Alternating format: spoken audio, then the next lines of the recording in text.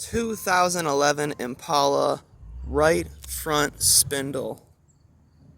First, I'm going to jack the car up and get the tire off.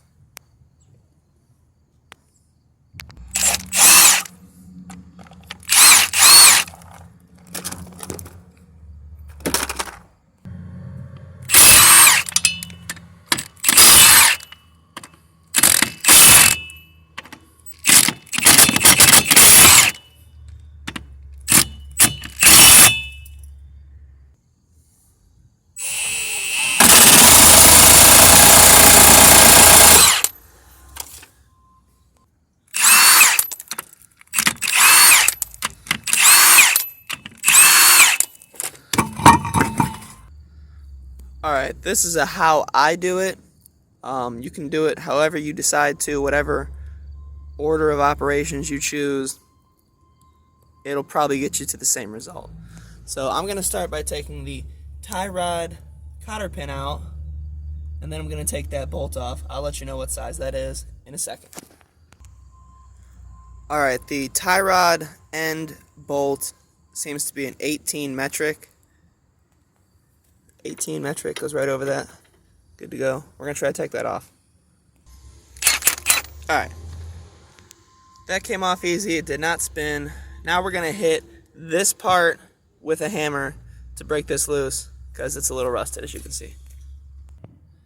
Alright, after about a dozen good whacks right here, I hit it straight up and the tie rod came out. The thing with hitting it here is you don't want to bend the threads if you're going to reuse this tie rod. So we're going to push that out of the way. Now that gives us the accessibility to turn the hub toward us so we can get the caliper off. I just take the two main bolts off. I'm going to let you know what that size is coming up. Alright, the two bolts I'm going to take off are 15 millimeter.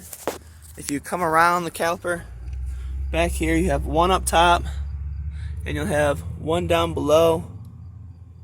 I don't know if that focused or not, but I'm going to take them off.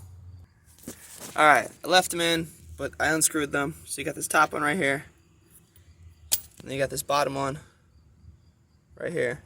I'm going to pull this one out. And then we're going to come around here, get the big hammer. You're going to want like maybe a 5-pound hammer, and you're going to hit it like this.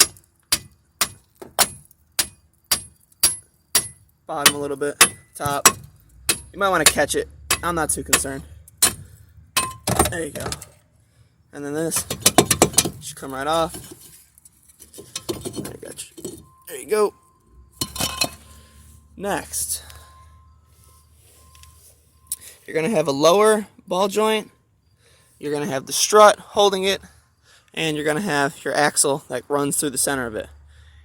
I typically do the axle first because it's holding the spindle in place right now with this and the lower. Then I do the strut. Then I do the lower ball joint. Again, whatever you want to do, just make sure you do all three of those things. I don't really care what order you do them in. Alright, like I said, I start with the axle nut first.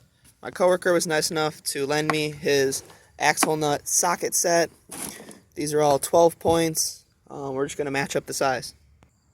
Alright, it looks like the size on this axle nut is 34 millimeter. Looks like it's good. Alright, here we go.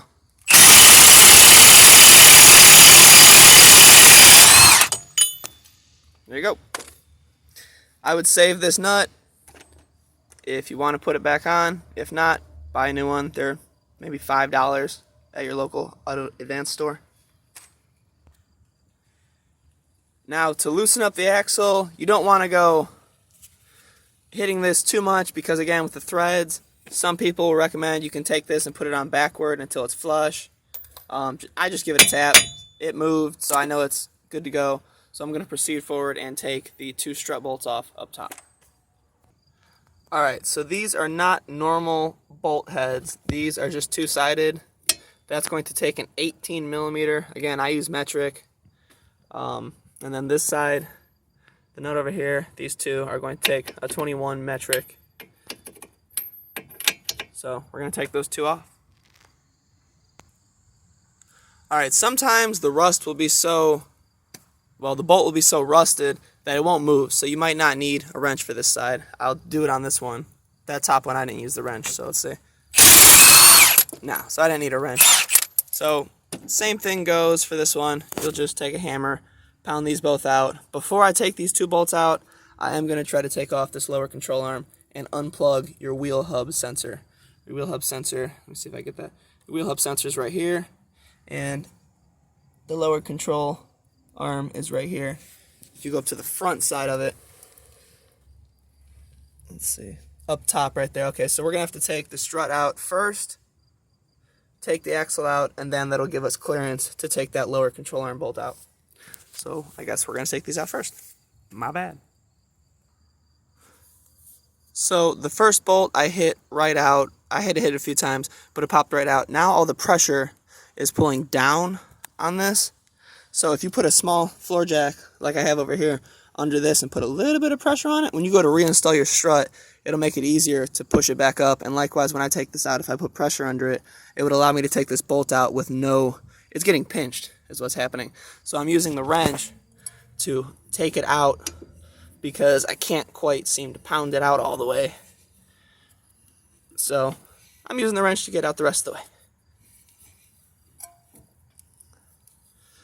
Just be careful because once you get the bolt out, it will decompress. Sometimes it can shoot out. Not too far, but the strut itself and the spindle, when they separate, I've gotten hit in the knee before when the spindle jumps down.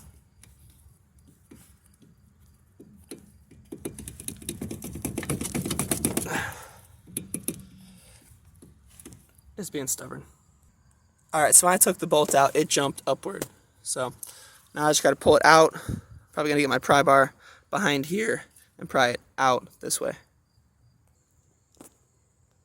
Alright, so I don't know if this is necessary, but I'm running into the issue of my strut is holding my axle from slipping back in, and I can't seem to get this off all the way.